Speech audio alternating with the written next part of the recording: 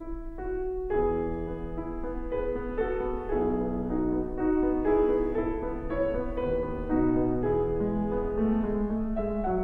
dearest Christoph, I arrived home last night to find your letter on the table in the hall. Do I remember you? Of course I do. And I'm so sorry you're finding these months so difficult. I should tell you I have received a letter from your mother as well. As you know, she is worried about you and wants you to be happy. She assures me that Mr. Beethoven is peculiar perhaps, but certainly not mad.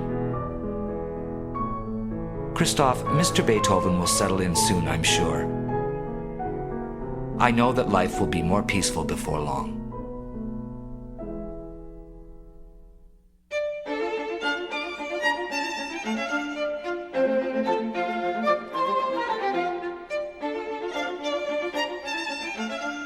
Dear Uncle, now everyone on the street is laughing at us. I opened the front door this morning to find a crowd in front of our house. They were looking up at Mr. Beethoven's window and laughing, so I looked up too. There was Mr. Beethoven. He was at the window, looking at a sheet of music. Uncle, he had no clothes on at all. It was a dreadful sight.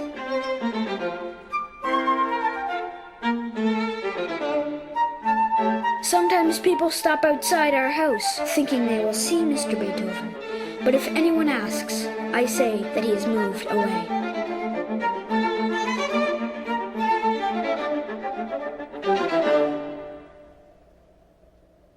Dear Uncle, Mr. Beethoven has a friend named Mr. Schindler who visits almost every day. He always says, "Poor Mr. Beethoven, he is a lonely man."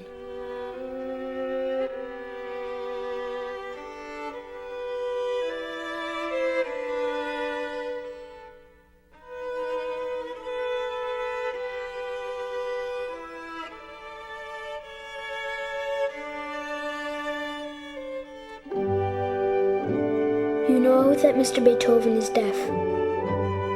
When he has visitors, they write what they want to say in a book. He reads their message and answers them out loud. He has a low and fuzzy voice.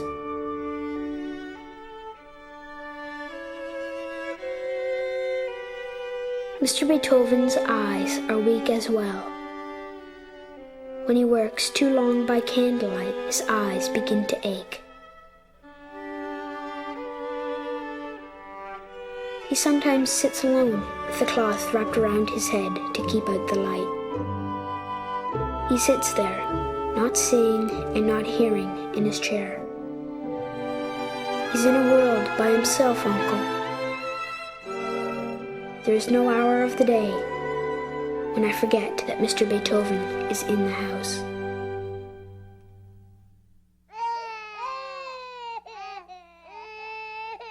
Dear Uncle, 1 week has passed since I last wrote you, but life is no calmer here.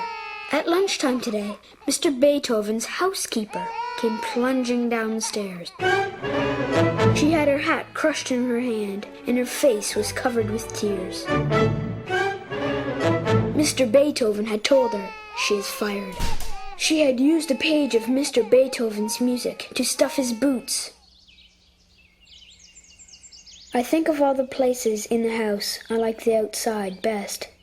I can be alone there and get away from all the noise inside. But on this day, even the stray dog outside was making his pitiful voice be heard.